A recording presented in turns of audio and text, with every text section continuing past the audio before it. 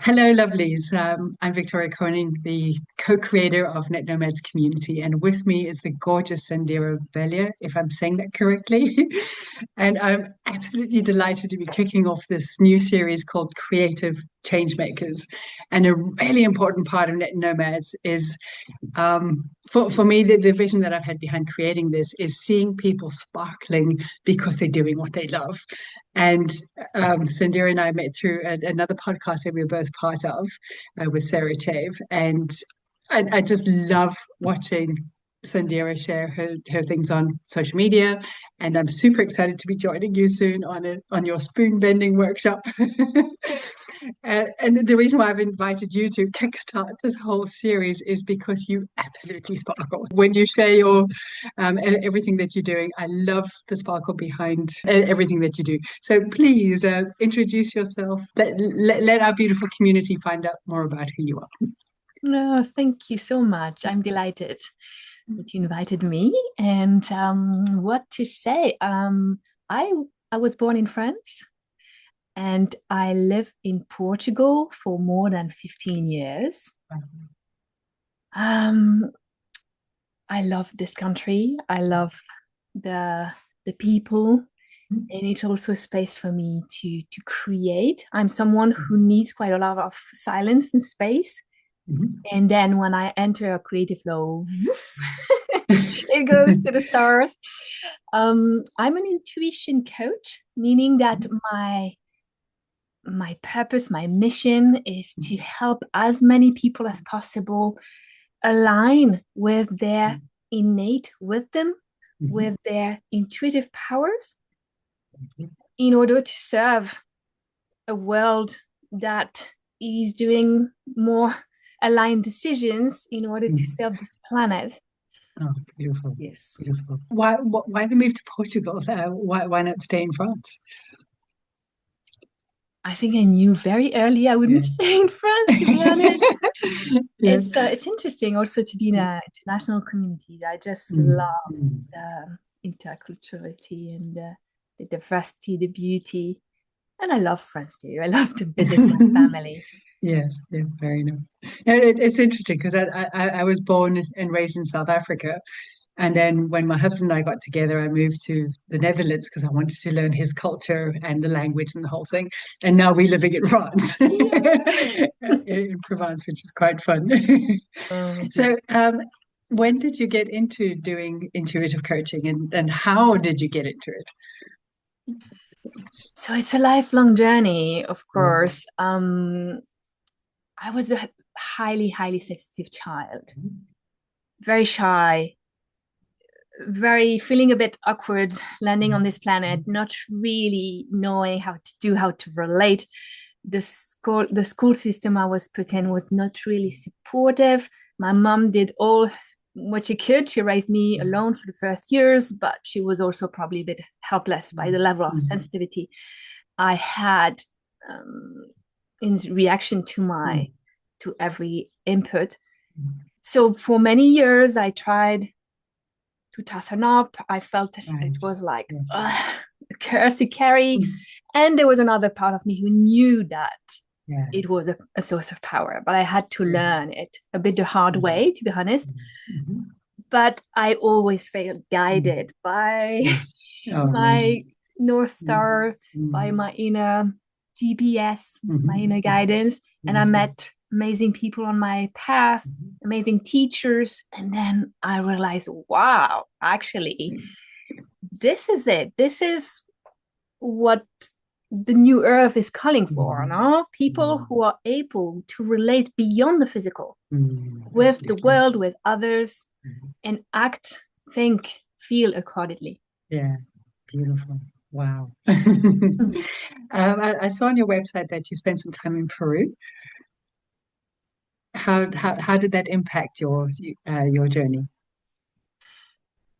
Um, I was always fascinated by plants. Actually, from Mhm. early on, I Mhm. studied Mhm. ecology and botanic. With my exploration of consciousness, Mhm. I Mhm. also explored plant medicine, Mhm. and I had the chance to be taken under the wing of Oh, a I love that. shaman, Mm-hmm. Shipibu shaman in Peru for a long, quite Mm-hmm. some months. And somehow I had my relationship with the world of plants changed during those years, because instead of trying to think of a plant, or okay, she has a scientific Latin name and she's classified like this, she has this virtues or benefits, I learned how to ask the plant. Oh, wow. And this was really like the feedback of this shaman. Whenever I would ask her, oh, what's this plant good for? She would just say, oh, ask her, she will tell you. Oh, that's amazing. That's wow. That's really beautiful, because we have a lot of woods where we are, and I often just, when I'm there, I just stand and just feel. So yeah, I love what you're doing. I think it's absolutely incredible. And you have a strong connection with bees. Yes. So my mother was a beekeeper. I never wanted to be a beekeeper. I actually never have been a beekeeper in the definition of the word, that the beekeeper is aiming to collect honey and sell it.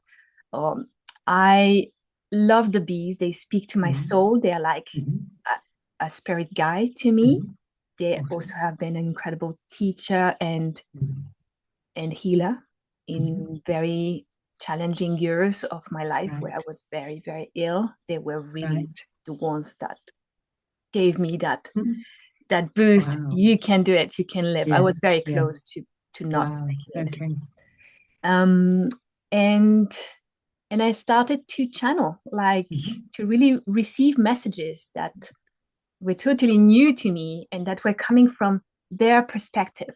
Right. Oh, wow. About the world and about relationship with human beings. And a lot of teachings came through, which gave birth to my book, Be Wisdom, Teachings from the Hive. Yes. Oh, super. Because I've seen it places, I think in Norway or Scandinavia somewhere, where they actually offer bee hotels. I don't know if you've seen that. And for them, it's the idea is it's about the frequency of the hive. That's very different to your. So you mean it's like rooms where there are beehives and people can spend time with them? Yeah, so it's like the beds, the hives are underneath the beds, so they're the like the warmth of the hive like warms up the room. And the idea behind that is for people just to go and feel the frequency and feel the warmth and sit in the frequency of the hive. Have you heard anything about that? Is it it's part of our practice. So I co-founded the Bee Wisdom Network with some friends who are in the south of Portugal already 8 years ago, and we have many areas of work. One of them is to really bring people in contact with the hive. So we have created hives that really allow this close contact. And of course, all what I call the bee substances, like the fruits of the hive, which are wax, propolis, honey, also bee venom, but also bee air and bee sound. All of these are incredible healing allies that we can discover and be with in order to open ourselves to other dimensions. Oh, that's amazing. Very cool. I love it. So the whole training and teaching, and how do you get into how did you get into that aspect of it, of being able to, because you do a lot of coaching. How have you got into the teaching aspect of it? Because not everybody's a great teacher. So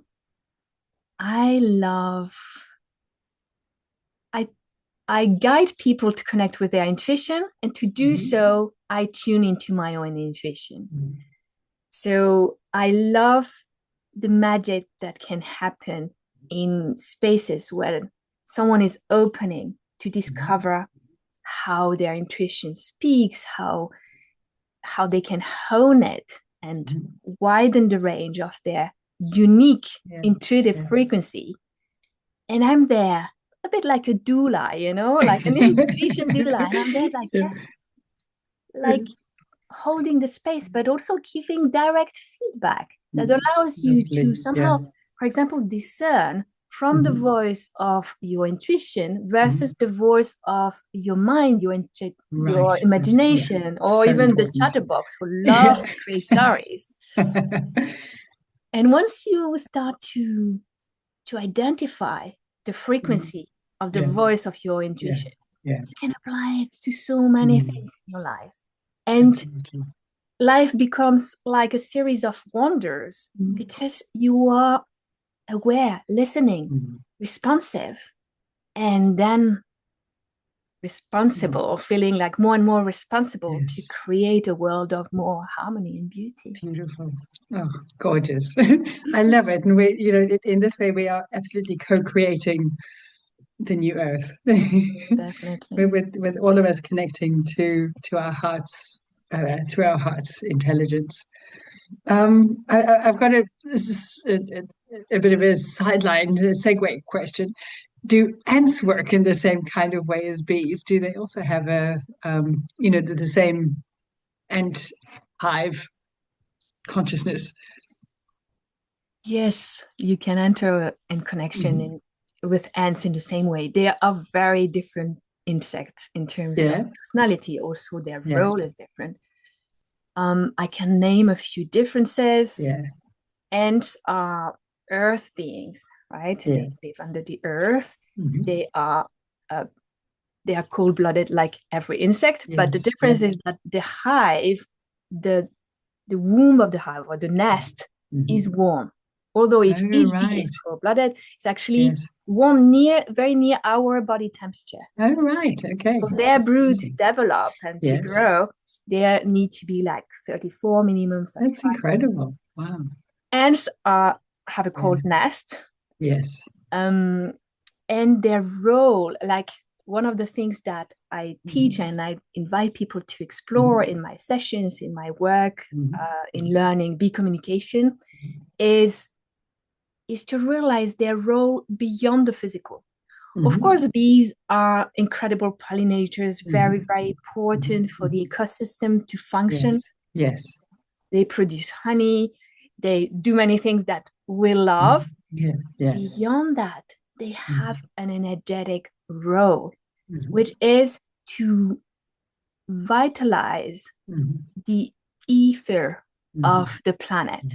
So the planet is covered with energy lines. And this is like a trellis around it, like a coat of energy lines. The bees, then they maintain the circulation of energy through those lines. Like a bit our heart is essential to pump the blood through our vein. That's the best analogy I can name. So when the bees forage nectar from flower to flower, they revitalize the etheric networks of the earth. This is one example. And they are also able to fix the network when it's broken. So human actions have created quite a lot of wounds in various places, and sometimes they're whole in this coat, you see. Amazing. And the bees, they can support with other insects, like weaving it back together. Sometimes the holes are too big. Sometimes not possible in some areas, or it takes very long time. But so they are also healers of the planet's that's amazing. Coat. Incredible. Amazing.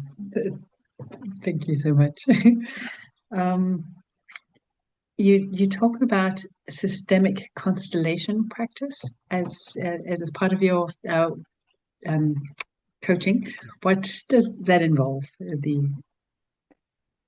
So systemic constellation is really much wider than family constellation, and it is about integrating either elements. It could be land spirits, land guardians, or it could be also concepts, projects, like as an entity. For example, you could put NetNomads as one element in a system of Constellation, and then you could add, let's say, the bees or whatever power animal that you feel related to. Then you could put your place in Provence, and then you would like really, as in a family constellation, you would like either have people who represent a different element or leave them through your system, and then understand the dynamics and what is needed sometimes to change gently the flow or the energy flow for something to resolve or to get to the next step of evolution. Oh, gotcha. I think I might be calling on you for to work with it. A friend of ours has got an issue with ants, which is why I brought that up. So, but I'll reach out to you separately for that. You also talk about the 7 sacred directions. What does that entail? So one of my sessions in the program that I offer, just to give some context, thank you. My one-to-one accompaniment offer is a package of 10 or 12 sessions. There are various thematics, intuition coaching, or really much more like communicating with all that lives, or more focused on bee communication and intuitive herbalism. Right. And in some of them, I have a session, in various programs, I bring a session around the connection to directions. Yes. Because each direction has a spirit. Right. Gotcha. Many ancient cultures bring this, of course, in their like opening ceremonies. And we all have a different relationship with each direction. So the 4 cardinal directions, plus above, below, and the center. Oh, right. Gotcha. And then you can also explore, for example, some people like to say, everyone should sleep with your head directed to blah, blah, blah. Yes. I always felt like, this sounds a little bit too absolute. Like, I'm not sure this is true for me, maybe for some people. Yes. So I actually invite people to see what is their own relationship with each direction. And it's unique to you. And when you start to speak with them, it's not someone else who is telling you what to do. And you know it, you feel it. The certainty is the key. I want people to be self-empowered. Yes, to tap into this source of knowledge that is within. Stop outsourcing. Yes. This is old era. We're done. It's obsolete. Exactly. Yeah. I mean, it's that is so much the ethos of NetNomads community. It's the first vision that I had is of us flying together like a swarm of the murmuration of starlings, or a school of fish, or the hive of bees, where everybody is completely aligned with themselves, with their higher self, and we're following our inspired guidance. But it's not that we are, we're obviously conscious and aware of each other and compassionate with each other, but everybody is following their own guidance. I mean, it's just, it's essential. That's why I love your community. It really radiates this. This is the new paradigm that we all internally aim for. Absolutely. And of course, the thing that I'm really super excited about is the spoon bending workshop. I mean, that it seems very, it makes sense from a consciousness perspective, but everything that you offer through your website is, focusing on our like nature, it's herbs or bees or plants or our intuitive thing, and then this just seems very like, wow. It's a different thing, but please explain a little bit more about it. Sure. So I participated for the first time a few years ago in an online spoon bending workshop. I have my first spoon here. Look. And wow, this was like really beyond what I expected. And my experiences was like so intense for me in terms of what it meant, in terms of this quest of powers within. And there is much more than to it than physical matter and harshness of matter. So from there, I started to practice more and now to guide workshops. Really, the experience itself can reshuffle your system a little bit. I can imagine. Yeah. And look, here I have, just to name, I have 2 spoons. Yes. And one, it's quite a soft metal spoon. Yeah. So and I recommend starting with this. Yes. But they are bent in a different way. So this one, I bent with using force. Right. And you see the loop is quite wide. Yes. It took me maybe around 10 seconds to bend it, and I applied quite some force on it. Yes. Although it's still quite a soft metal. Then this one was bent with my intention, by concentrating my energy in this spot.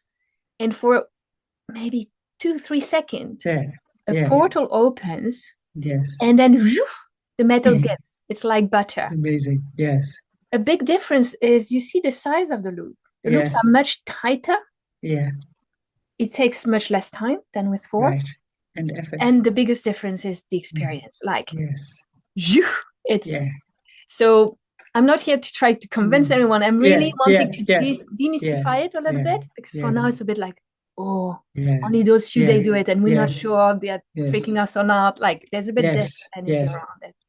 And no, everyone can do it. Sometimes it takes several goes at it. But that's why in my workshops I'm creating quite a simple process to reach this state, to live it, exchange about it. And then, of course, you can train, you can go to thicker metals, to other things than spoons. You could even do it without touching the spoon. But that's the first step. Have you got to that level of being able to do it without touching the spoon? I absolutely love it. And you spoke about the tricks. I joined a spoon bending workshop a little while ago, and that was all about the magic trick. It had nothing to do with the magic. And I was like, oh man, how disappointing. I was so disappointed. And I thought, I believe in the magic. I know it exists. So for me, this is just such a lovely physical way of reminding ourselves that we truly are creative change makers. That we, when we're in tune with our higher selves and really know how to work with our energies in a beautiful, fun, playful way, that, this is what we're here to do. Definitely. Is there anything else that you would like to share with our beautiful community about life, about journey, about sparkling, following your intuition? Oh, wait. Did I share?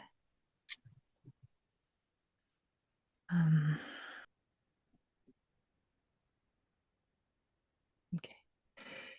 I'd like to share about how beautiful you are. Everyone who is listening, this piece, everyone in the world has this inner beauty that one can learn to trust.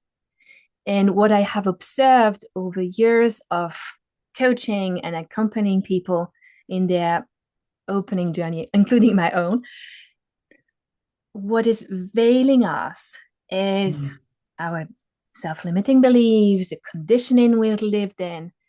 And at the moment, the energy of the earth is going faster. There is sort of a momentum that we can decide to join, where we are held by collective to do the change. And the earth needs us to be aligned. I truly believe that this is the key to transformation and to the world of tomorrow. Oh, beautiful, beautiful, beautiful, beautiful. Thank you so much. Where can everybody reach out to you? Which is the best way for people to reach out to you? I think my website is a great key entry point. It's intuitioncoaching.sandirabelia.com. And I'm sure you're gonna copy the We link. will definitely include the link in the video as well. So thank you so much for our time together. I so appreciate this. And I appreciate you, and I'm really looking forward to the workshop. Beautiful. Thank you so much, Victoria. Thank you so much. Bye.